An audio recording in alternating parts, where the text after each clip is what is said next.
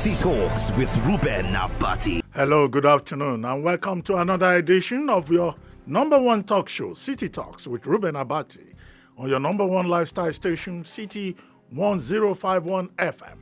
On this show, we talk about stories of political and human interest that affect us as Nigerian citizens and as members of the global human community. Today, we will be discussing the security situation in Nigeria. And to guide us through this, we have a special guest indeed. It is with great pleasure that I welcome onto the program today Mr. Mike Ejiofor, a security consultant and former state director with the Department of State Security Services, DSS. Mr. Mike Ejiofor attended St. Anthony's College, Ubuluku, Delta State.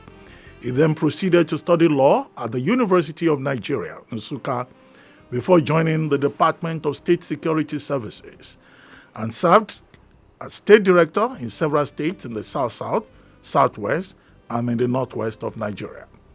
Following his retirement from the DSS, he was appointed acting president of the Institute of Security Studies Alumni Association in Abuja, and charged with the task of repositioning the Alumni Association. Mr. Mike Ejiofor, who is now a security consultant and analyst, is currently the chairman, CEO of Apex Safety and Security Consultants, which is based in Abuja.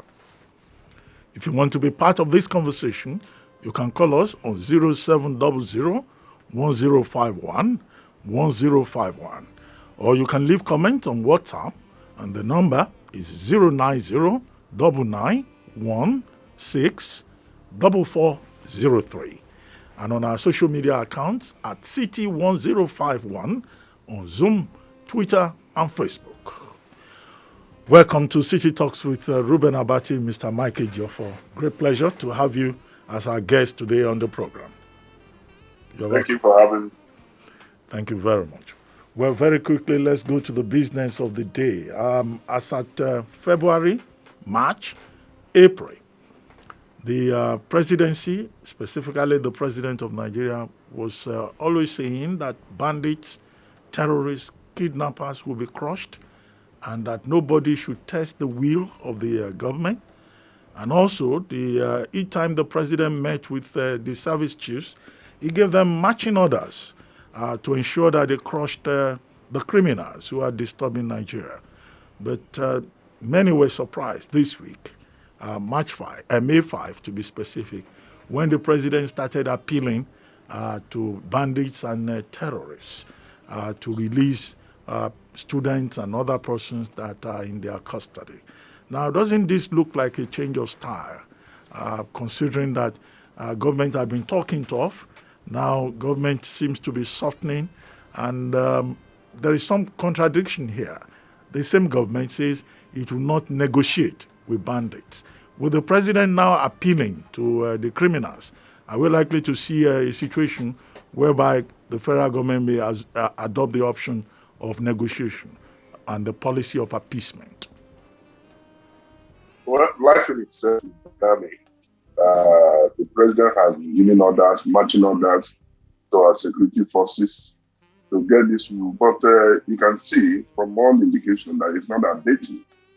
So, and I think the appeal is not generally to the bandits, but for them to release the people already in custody, in their captivity, the students that have been held, and some other people. You see, why it's noticeable is that the students, everybody is concerned. There are many kidnaps going on in this country, as our own report.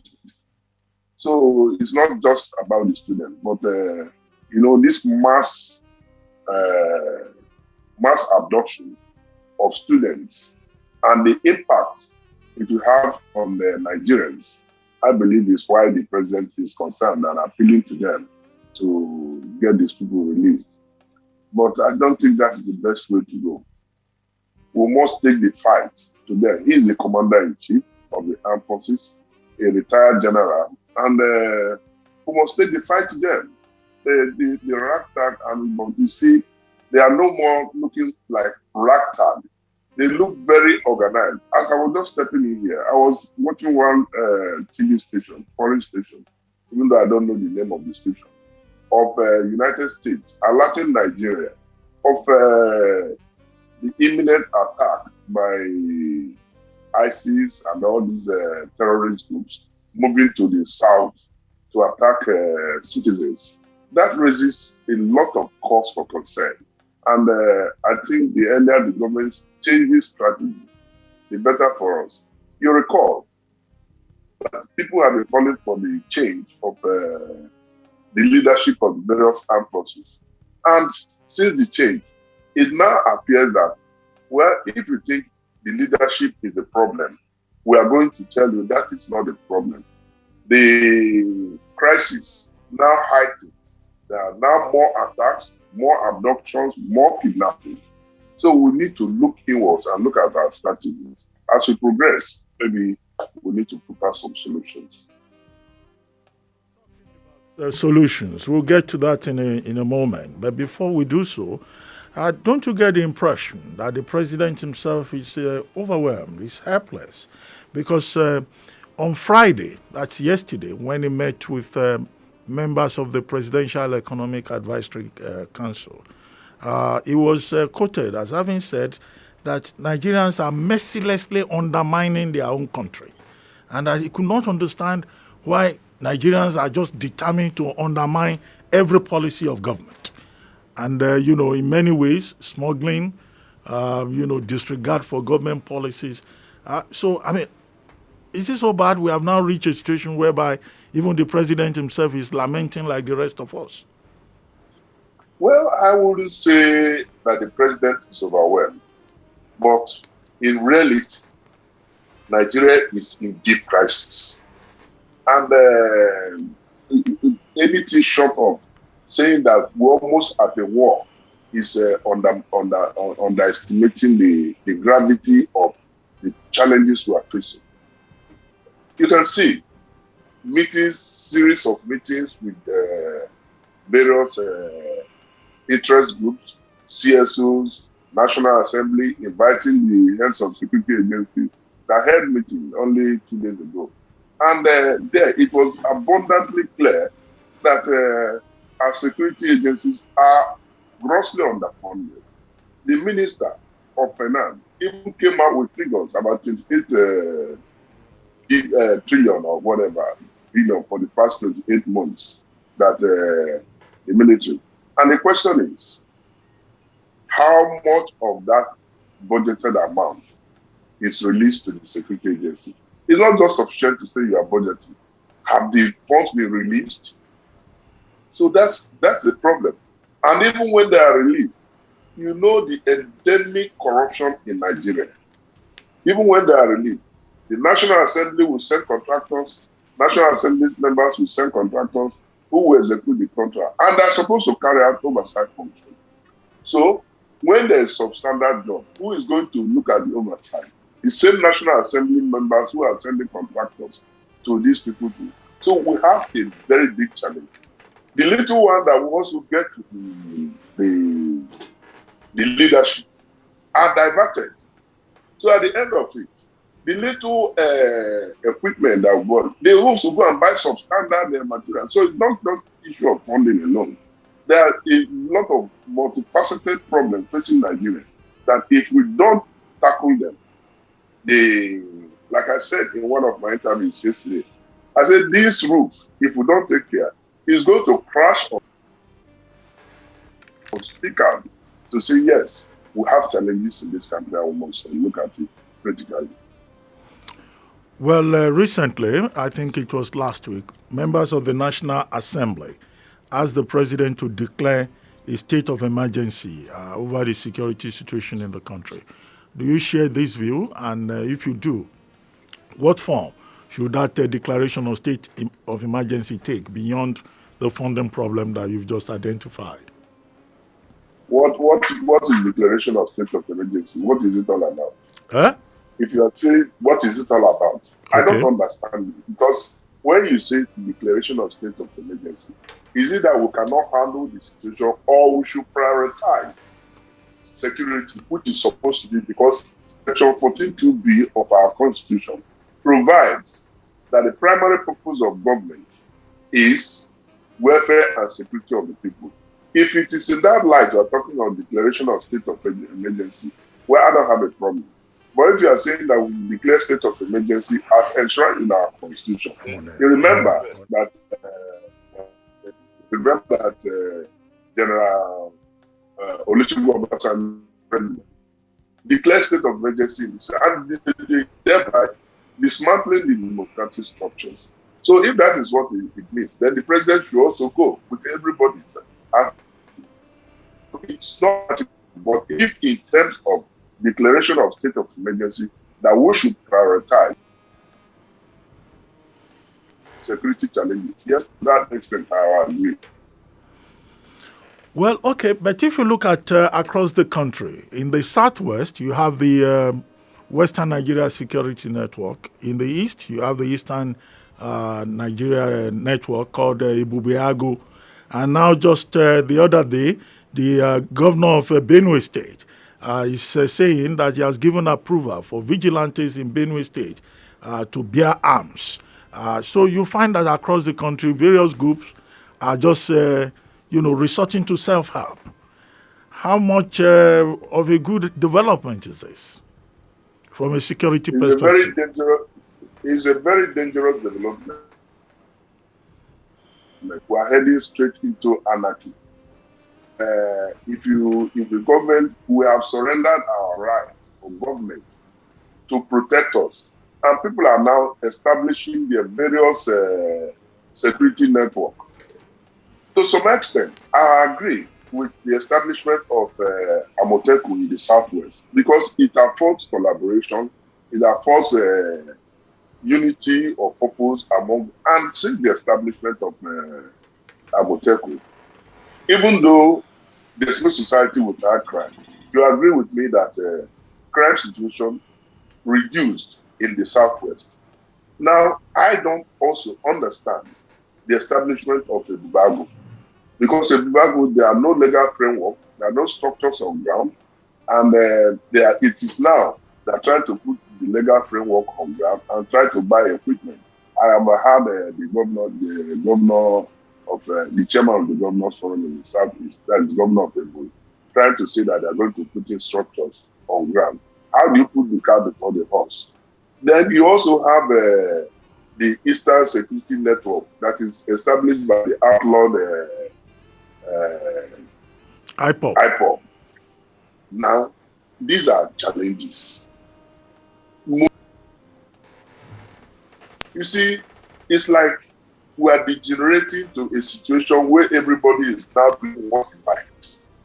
Only recently, the Lagos state government signed a law banning the Economic and Financial Crimes Commission from handling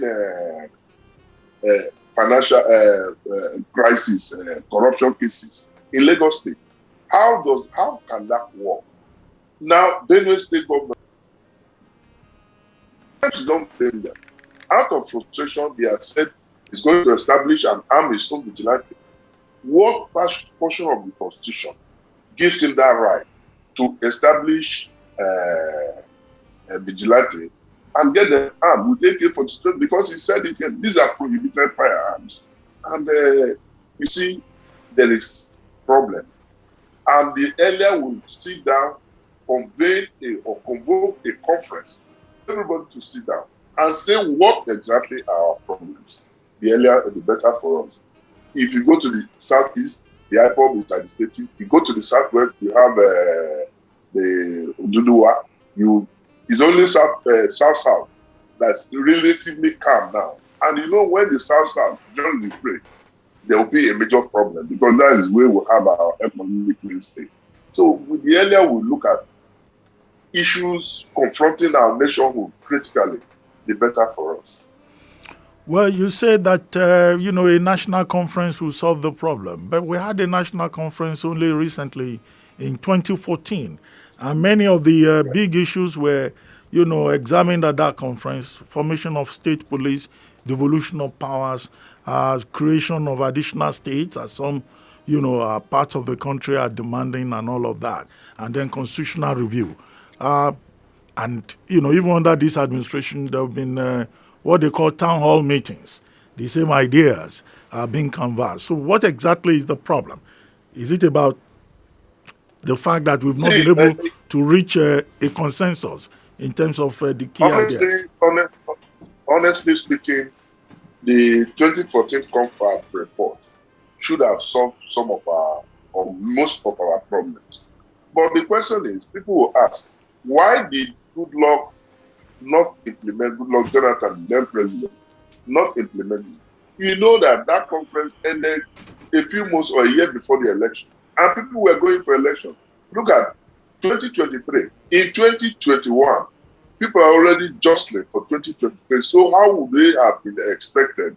How would they have been expected to implement that confab report within that election year? If he had gone ahead, people will say, well, he wants to use it to score cheap political points. So there's no way you go up and down that the shrine or Judah looks for blood and you don't give it. You give it, you reject it. So there's nothing you do to this Nigeria. I believe that this government should go and look at that report and see how it can be implemented, or set up a committee to look at the implementation. Because all the decisions coming up now in Nigeria, we are addressed in that conference report. So, but for me, the greatest challenge we have is this. The conference report addresses political, economic, security problems, but staring us at the face now are security problems. So if there's need to convene, like many other people have suggested, to convene a security summit, let us look at our problems. Let every group identify their problems. Let the ban on IPOB also be lifted to enable for negotiation, because we cannot be negotiating with conflict. I did predict some time ago when IPOB was to be prescribed, or when the issue of a Bible was, no, not a Bible, this Operation Python dance was initiated. I say it's going to boomerang, because if you push these people underground, it will become very difficult for government to handle. And that's exactly what we are facing now in the Southeast. Even though IPOB has clearly denied involvement of what is going on attacking police, because what we are facing in the Southeast is clearly insurgency. So we need to convene this security summit to enable everybody, table is grievance. We will not be witnessing 2023 election. We have to have the country before we talk of election.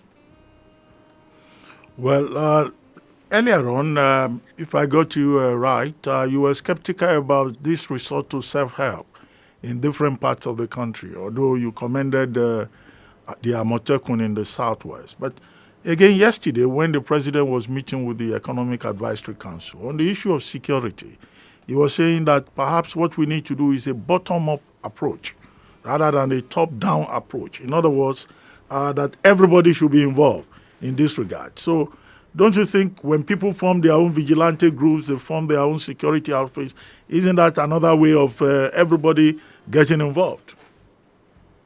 Yeah, but that's why I talk about community policing that is going to help. Take, for instance, I was in the Southeast during the Easter break.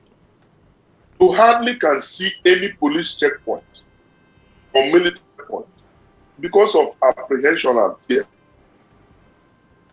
Even before the attack on correctional facilities, there were no roadblocks, there were no checkpoints. And that's why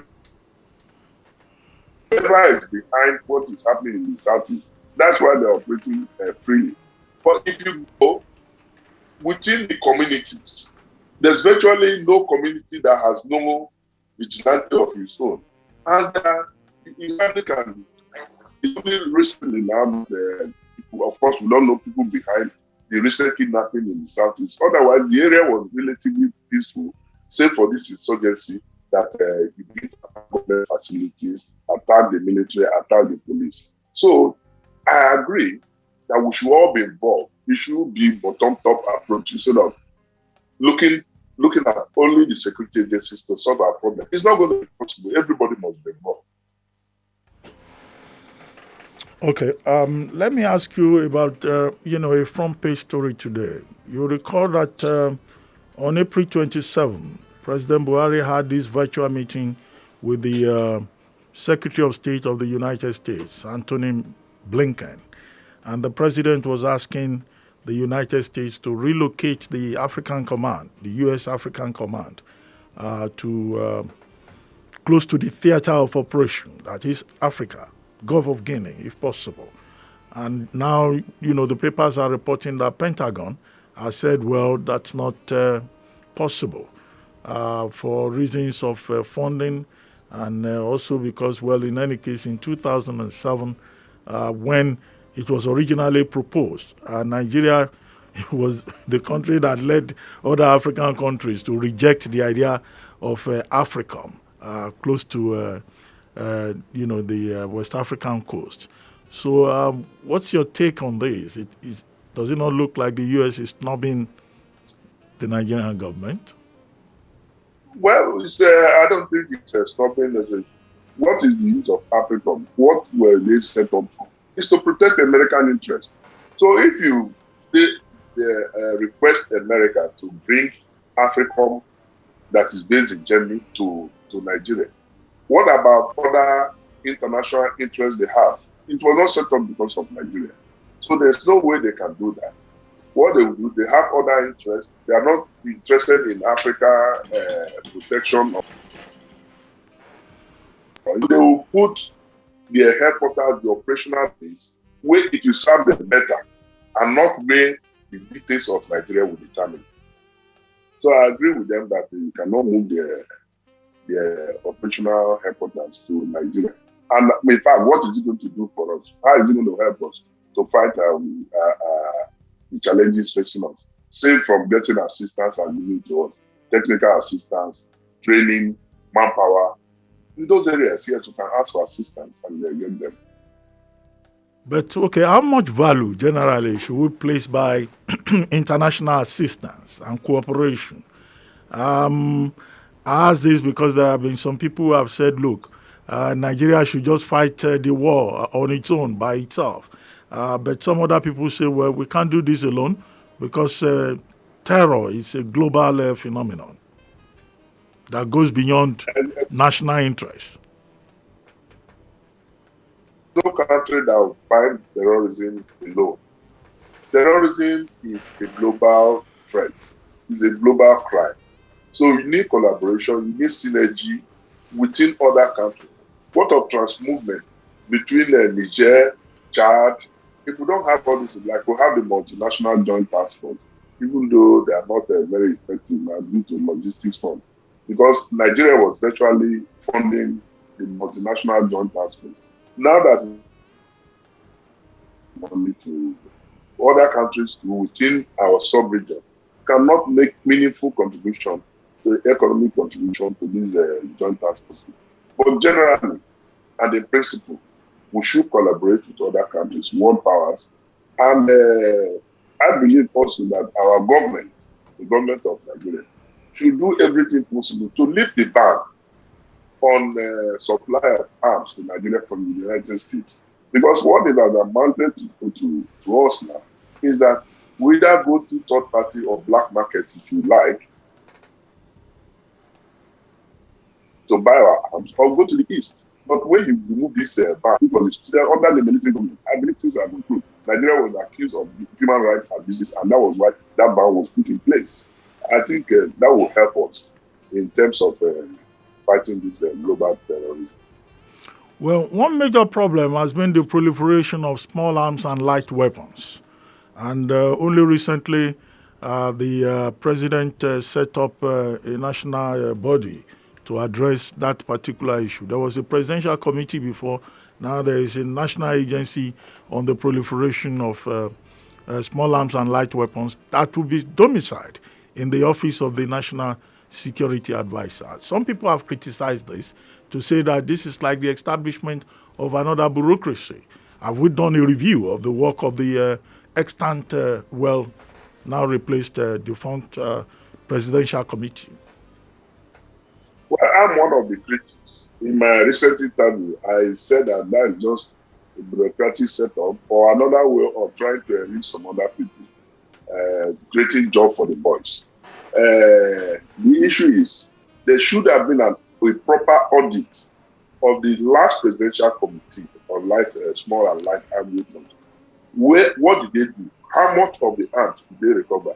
How much of the arms are in the hands of because from some records, the arms in the hands of the non-state actors are even more than what we have with our regular forces. So there should have been an audit. Domiciling the office in the Office of National Security Advisor. How are they going to remand? Where are they going to draw the manpower from? Are they going to force people to surrender their arms? Or you see people on the road who say, bring your arms. The modalities need to be worked out. This is strictly the work of the police and the military that are engaged in other serious problems. And if we don't man our borders to check the inflow of arms, that's so long as arms will continue to come to the challenges. So for me, that committee is just not necessary. Okay, Mr. Mike Ejiofor, we'll take a short break now. And then after that short commercial break, we'll return and the conversation will continue. And we'll take calls and comments from our listeners. We'll be right back. Please stay with us. It's still City Talks with Reuben Abati. City Talks with Reuben Abati. Before we went on that break, I had said that we'll take comments and reactions from some of our listeners. I have a message here from Awoyemi. He says he would like to know why we have not done what the United States did after 9/11, revamp the security and intelligence architecture, and put together a fit-for-purpose force to counter it. It does not speak well for the economy of the country to have its army conducting operations in 34 of the 36 states of the Federation. What do you think? That's from Awoyemi. Honestly, we don't need to do what the US did because our problem might not be the same challenges we are facing with them. But we also need to look at how best to approach our own problem by looking at our local problems and local solutions. By that I mean, if you begin to apply solutions on the Northeast, where you have the insurgency and this Boko Haram operation there, you can use that solution in that place to tackle the problem of the Southeast where you have IPOB or where you have agitation in the Southeast. So for every geopolitical zone, you are supposed to adopt a local solution to the local problem. And there's no way you can succeed. That's why I am not a government. You say, why has government not done? So the people in government that should answer that question. But in my own, as a citizen of Nigeria, I feel that the best way to approach it is to localize our problem and offer local solutions. By that I mean establishment of the state police. It is very critical and key in our whole solution to our problem because if you bring people from different backgrounds, different cultural backgrounds, different religious backgrounds, for them to go and operate in entirely different environments, you don't expect them to succeed. So we need to hold our security by allowing the state government to control the state police. But the argument has been that it should be abused. And I ask, if the Nigerian police has been operated now, not abused, for instance, we are talking of understaffing. We have less than 400,000 policemen operating, taking care of over 200 million people. And out of these 400, less than 400,000, over 120,000 are protecting individuals. So who cares? I don't move out with police. Some people don't go out with police, but some people cannot also move out without police because of their dubious nature and what they do behind the scenes. They are afraid they cannot move around, they cannot go out on their own. So, it's a major problem that we need to localize our solution and bring it up with our local problems. Okay, that's a question from Femi Awuyemi there, and the response by Mr. Mike Ejiofor. I have another question. This is from Yemi Adeogun from the UK. He says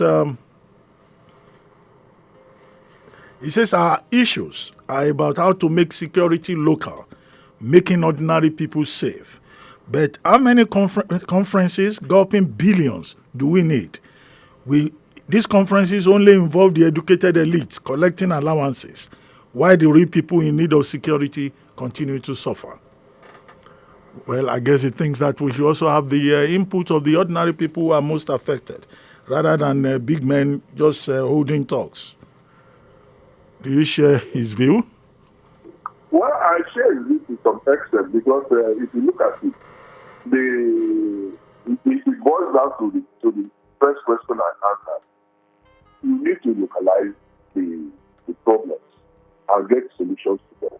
If we just continue the way we are going, this central structure of controlling the police from the center is not going to give us any meaningful results.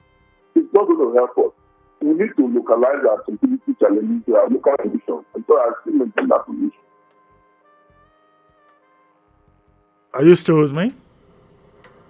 Hello?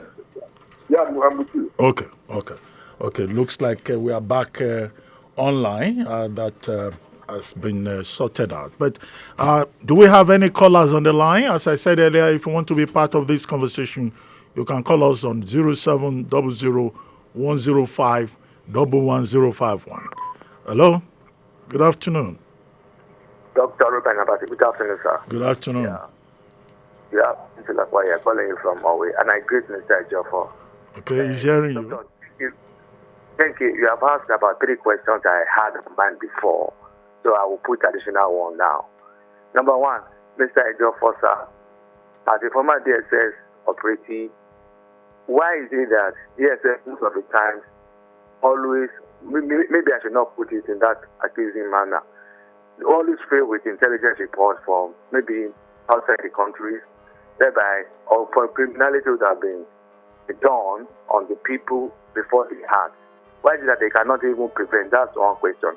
Number 2, during the week, we heard reports that about 800 people were sighted on different offices moving towards Abuja. And I want to ask you what security implication that is going to have. Because again, we have heard that government has increased surveillance on government property, the central bank and some other NMPs and the like. Now, if you now marry that with what the governor of Niger State said about 2 weeks ago, saying that he has called and spoken with Abuja for more than a year, no response has come to his way, and he's tired of talking to people in Abuja, meaning that the people in Niger State have been bound to the Philistine. And again, go to Zamfara. During the week, there was a report from Matawali again that people of Zamfara should defend themselves. If we now look at all of this together, put together, you now see that the security problem is unlikely to abate. And the only way solution, for me, that just like you have said, which of all I agree with, is people should come and talk, and that was the tension first of all. But the people in Aso Rock are not really ready to do that. They are so upset with the power, and anybody who is having dissenting opinion is seen as a potential coup plotter or whatever. So where do you think we are going here? Because it seems look like it is not going to abate. And I think most of these problems genuinely are caused with wrong political communication, because some of them are avoidable, like what we have in the East right now. It's avoidable, but because of the way the government has gone about it, everything has come to this point. So, what is your point, sir? Good afternoon. You have asked so many questions, but let me attempt the ones I can. If I get you right, the first question is why would SSS not prevent some of these to happen? The State Security Service is an intelligence agency and not an action. I recall that this I would rather say there is need for further collaboration in terms of intelligence exchange between the various action agencies and the intelligence agencies. But what we have lack or depth of intelligence in Nigeria. I must say that with all sense of honesty. But the issue is, like you also pointed out in your question, if you get the intelligence, how is it carried out? Some political consideration will come in. You can see what is happening. When the government cannot feel the pulse of the people. You recall what happened about pandemic. They are divergent views. Some people say, well, he has repented, he has taken away from it. But ordinarily, government would have taken a decision. But government seems to be quiet about it. Would we say there's death of intelligence on it? Or the man on his own should have said, okay, I will resign in my honor since I made a mistake. So the issue of management of intelligence is key in fighting these our challenges.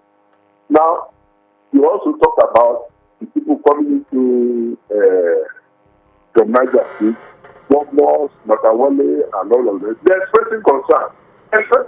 Because the security situation is actually deteriorating. So we have a big problem in our hands. The decisive leadership action and decisive military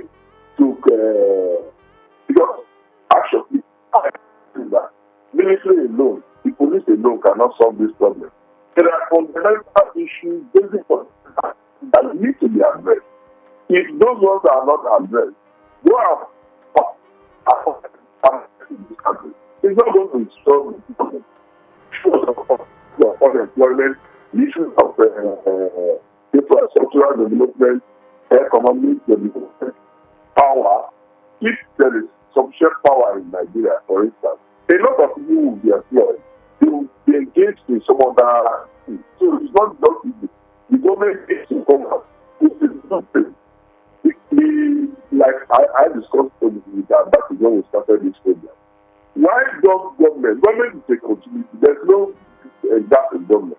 Why will government not take that 20% compact to look at some of the areas that are very germane and critical now that is even generating tension in the country, and look at them and reduce some of this tension?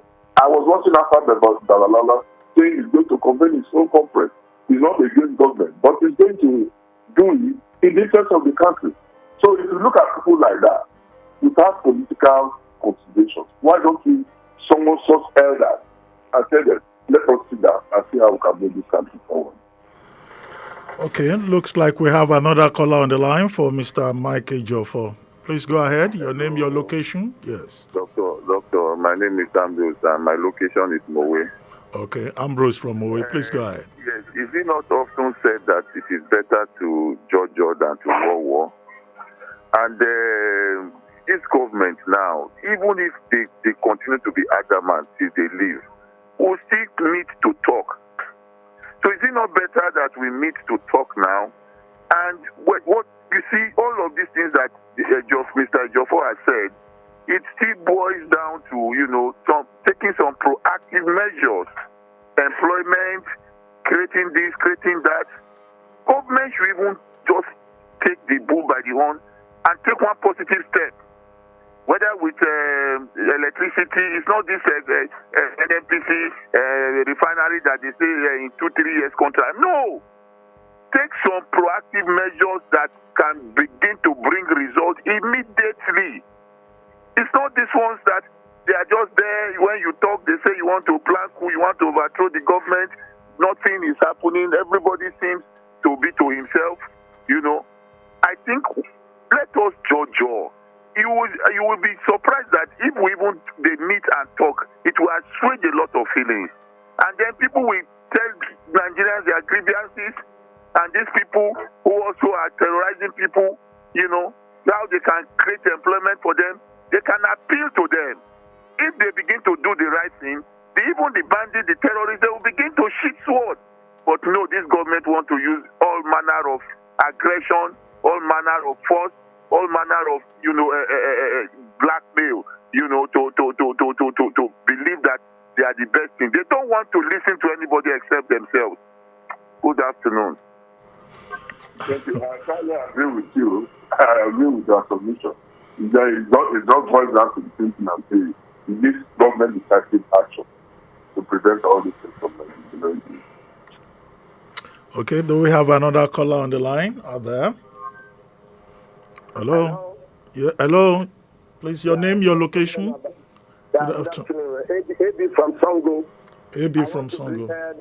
Mr. Michael Ejiofor, God bless you, sir. My take, I want to ask you a question. Don't you think the situation we are going through is because we are retiring a lot of young officers who are vibrant like you? If we have you in shadow of power like to be the DSS of Oga, I am sure things are going to be better. Why are we retiring young officers who are, once a man comes to power, they retire experienced, and these are people that we train in our nation. So what do you think? Don't you think that this thing is affecting Nigeria? That's my question. I don't think that's our problem. I in fact retired in 2010 after 35 years of service. So I didn't retire early. But I believe that the younger ones can draw from the wealth of experience of the experienced or retired ones. You can form a pool of gathering the veterans to say, yes, how can we do this? Because in fact, what informed my decision to begin to talk on air is to at least enlighten people, let them know their responsibility, both to the government and to themselves. This is what we are not doing before. We thought this time, SSS man does not talk. But you can see that everybody is talking now because they cannot speak for themselves. I don't see the IG coming out now boldly to tell people that he cannot succeed because he doesn't have sufficient funds. But we know the truth that some of them are suffering this thing. So that's why we are talking. And I don't also believe, except for this very serious challenge that a lot of people are living for their own safety, not because they don't love this country, but because the conducive environment for people, if you know that if anything happens to you, your family will be taken care of. So why don't you go and sacrifice for their country? But if anything happens to you, nobody cares. So that's why some of them are living out of frustration, not that they don't love this country. Thank you. Okay, we have another caller there. Hello? Good afternoon, sir. Good afternoon. Yeah, this is Tayo calling from Oba. Okay, please go ahead. Yeah, so I disagree with Mr. Ejiofor when he said let the governor control state police.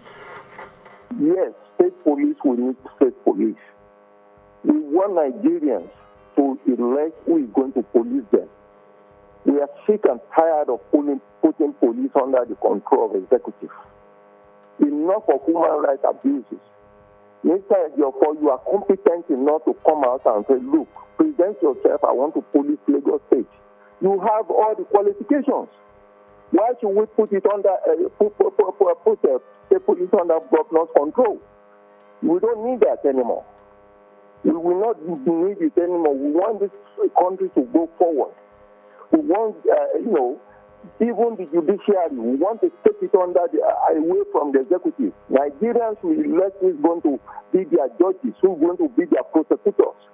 Let's have strong institutions. When we elect Mr. Ejiofor to be our police chief in Lagos State, we'll be rest assured. And he will derive his power from the people, not from one executive. So we want to advance. Let's do what the other advanced countries are, what they are doing in other advanced countries. Let's do it here. We want state police, yes, I agree with you, but not under the control of the executive. Thank you. Mr. Ejiofor, you had him? I have him. Okay. But if I go to Lagos now to say I'm going to control the police, I'm going to man the police, who is going to fund it? Is the state governor, the chief executive, who is supposed to be the chief security officer, that wants to fund it. Much as you agree with me that there's need for state police, it has to be under the control of somebody. Except you are saying that everybody will just go and there will be control.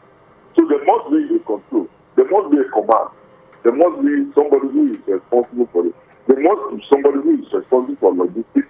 Somebody is responsible for salaries. Somebody is responsible for equipment. So that's why I think the argument is the abuse. And I also argue that the abuse, even in the Nigerian police now, didn't you see what happened with Esther? And there are a lot of abuses. If you abuse it, then you go to there's law to even take care of such abuse. So that should not stop us. For that argument, a lot of people teach. Well, I mean, when the gentleman was making his contribution, I thought he was more or less saying maybe we should consider the idea of privatizing the police. And he was citing examples that this is how they do it in other parts of the world. Do we have any such model anywhere in the world that you are aware of?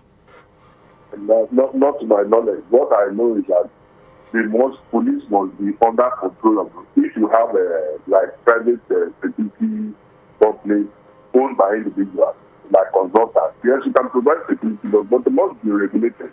Like the civil defense, that regulates the registration of security outfits. I have not seen anywhere that the security outfits should just be moving unregulated. It's not done. Okay, we'll take our next caller.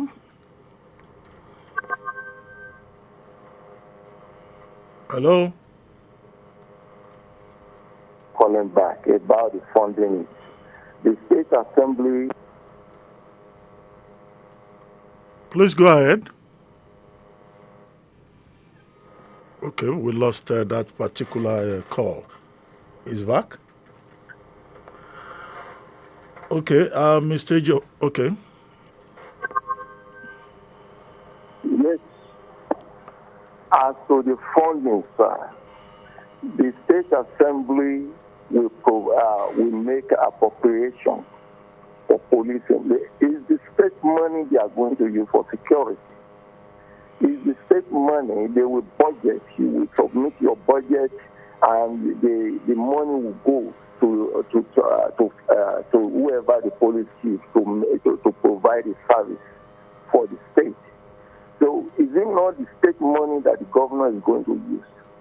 Is the governor using his own salary to fund it? The state will fund it. It's our security. If we have to tax every household, we will fund it. We don't want it to be under the executive. And if we put it under the executive, we are in trouble. We are in trouble. We are not going to allow that. Let the police to be independent and let him face security squarely. When it comes to funding, Dr. Abati, I'm ready to be on your program and explain all these things, how it will be funded, how it will be funded. So we are not going to continue the way we have been going before. Let's have another way of doing this thing. Thank you. Okay, I'm sure that Mr. Ejiofor will agree with you that there are many ways and there are many ideas, and this is the whole point of this conversation. But what we all agree on is that something needs to be done, and not jointly too, to make sure that the purpose of Section 14, subsection 2 of the Nigerian Constitution, the purpose is achieved, which is to ensure the security and welfare of the people. And that is the primary purpose of government. Do we have another caller on the line? Okay, Mr. Ejiofor, Folorunsho Sulaiman sent in a question, and he was asking that, how can we achieve all of this if we have a country where there are two different kinds of laws? Some laws for one ethnic group, another set of laws for people in another part of the country. And he was saying that in response to your earlier point about Governor Otom, not having the legal and constitutional right to ask vigilante groups to bear arms. What do you say to that? Well, I don't know whether we have two sets of laws in Nigeria. What is law is law. But the law also permits you to defend yourself, but not on self-help. Governor Otom, I sympathize with him because I know he's facing a lot of issues and pressures from his people. So he can be acting out of desperation and frustration. But that does not justify arming illegally groups of people with prohibited firearms. That's the point I'm making. I know the area, maybe I can really get on what he was trying to talk about making clear that people are asking, and they need laws to carry out. And I'm tempted to join them to say, how many arrests have been made in from such people? We haven't can hear of any arrest. But only yesterday, we had that 6 or 7 people were killed who were not picture. We hardly can hear that arrests are made or arrests are made. And when the arrests are made, are they considered or are people see? How do we hold our hands and see mass abduction of people? At the end of it, there's no post-mortem to see who are the people behind it. Any arrest made. Anyway, it's not anything one begin to say on air because I know there are many ways this issue should have been tracked down to get people behind it. So I think to that extent that it's talking about here, one would be concerned that they are too long. But for me, as a lawyer, I don't believe there are too long for people in this country. Okay, and on that note, I would like to thank you very much, Mr. Mike Ejiofor, for taking time out to join us on the program today, and also thank our various listeners and those who called in and those who joined us via Zoom, Twitter, and Facebook. Remember, the conversation does not end here. You can still reach out to me on my social media account at Abati1990, both on Instagram and Twitter, and at City1051 on all social platforms.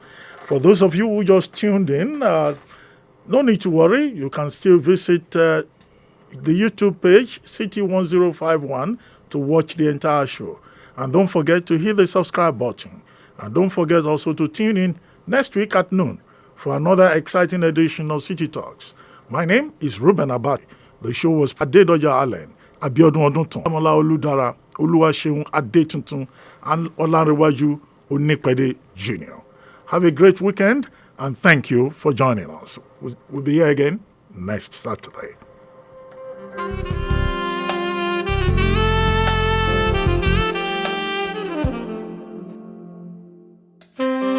City Talks with Reuben Abati on City 105.1 FM. Please note, the views and opinions expressed in the course of this program do not represent that of City 105.1 FM. The station, therefore, is not liable to any legal action that may result from the program. We got the hits. We got the gist. This is Lagos' #1 lifestyle station, City 105.1 FM.